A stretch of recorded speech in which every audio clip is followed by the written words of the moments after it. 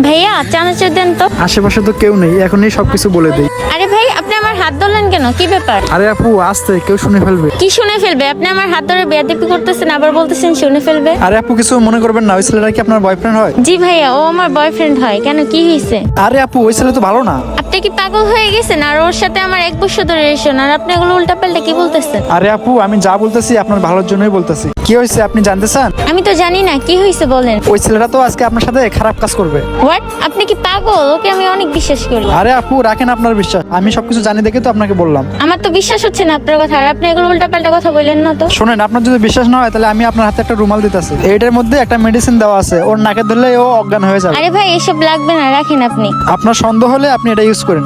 আচ্ছা রাখি, রাখলে তো আর প্রবলেম হবে না। আচ্ছা ভাই ঠিক আছে। যাই হোক আজকে তাহলে কাজটা হবে। বেবি চলো। চানাচুর খাইছো? হ্যাঁ খাইছি। আচ্ছা চলো সামনে যাই। 1 মিনিট বেবি, আজকে